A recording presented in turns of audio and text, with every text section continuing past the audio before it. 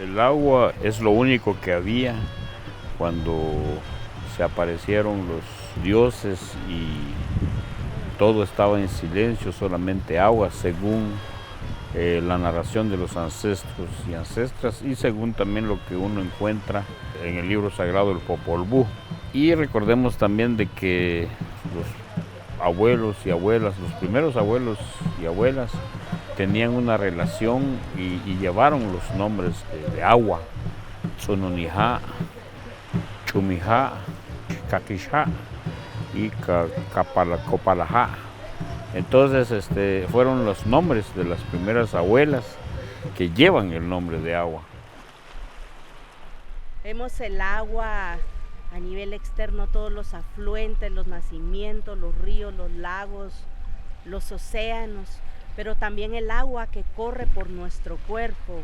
El agua es sagrada, el agua tiene vida, el agua habla, el agua enseña, el agua aconseja. Es una fuente de conocimiento, además es el sustento de los pueblos, el sustento del planeta. Los que vivimos en la orilla del lago sabemos, apreciamos este líquido elemento, esta deidad o este designio de la naturaleza, porque vivimos ahí y para nosotros es fuente de alimentación, es todo básicamente.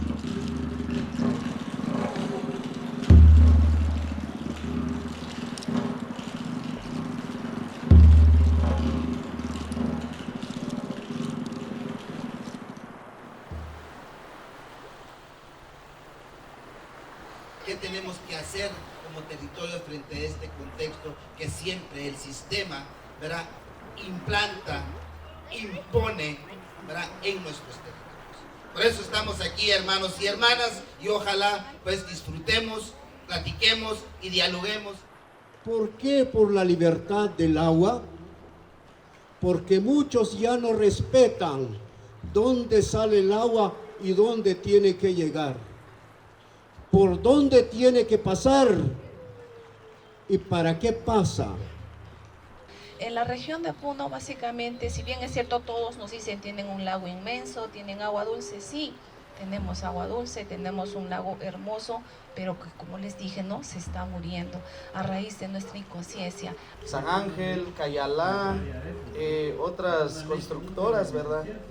Y muchos de ellos van afectando todos los nacimientos de agua que actualmente abastecen al pueblo de Santa Cruz Chinauta. Como ustedes acá pueden ver el río, este es el río que pasa acá a la par de la mina. Y los desechos del proyecto minero fueron puestos justamente en la cabecera del río, entonces esto arrastra todo para abajo, ¿verdad? El Estado de Guatemala, que no es el garante de todo esto, nos viene a afectar. ¿Y qué está pasando?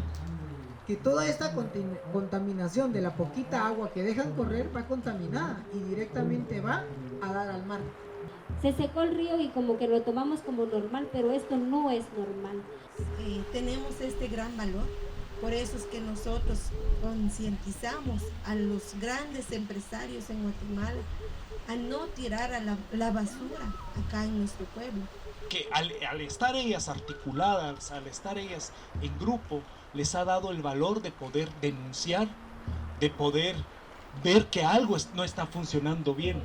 Nuestros hijos y nuestras hijas ven lo que nosotros hacemos y la lucha que nosotros hacemos, y eso es de enseñarle a nuestros hijos, y nuestros hijos les enseñarán a nuestros nietos. Así que sigamos adelante en la lucha por defender nuestro territorio.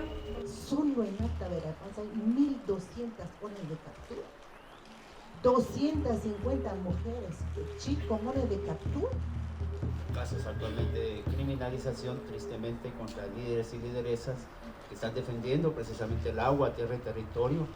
Lo que consideramos que se busca principalmente es la desarticulación de las organizaciones, el desánimo, generar ese miedo constante. Es estar en las calles, manifestando con miles y miles de personas que sienten el problema del agua. Cambió toda la tubería, como les cuento, en toda la colonia y ni así no ha caído agua.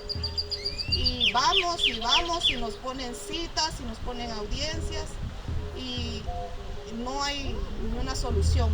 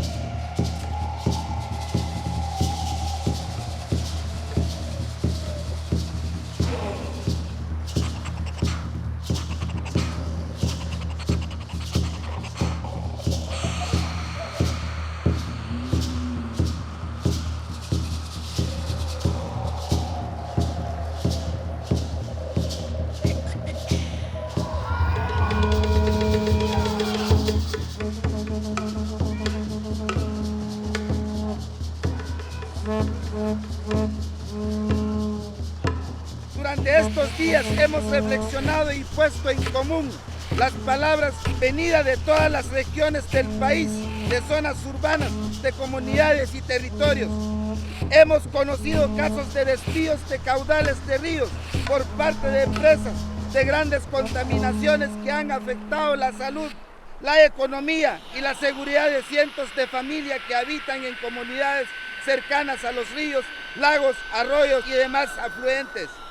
También escuchamos las experiencias de comunidades y barrios a los que se les niega el acceso al agua en calidad y cantidades necesarias debido a la contaminación de las fuentes, debido al desvío del agua para sectores residenciales, para el uso de una empresa o una hidroeléctrica. También hemos compartido una voz de alerta frente al peligro de contaminación y secuestro de los pocos manantiales, nacimientos, riachuelos, ríos, lagos y demás cuerpos de agua que han estado bajo el cuidado de comunidades en resistencia y autoridades ancestrales.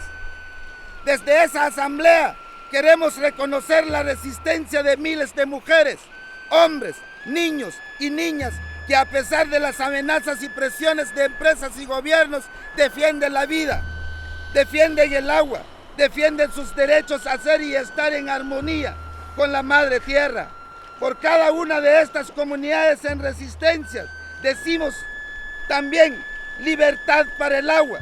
La lucha en defensa del agua es parte de la lucha en defensa de los territorios, la construcción del buen vivir y la soberanía alimentaria.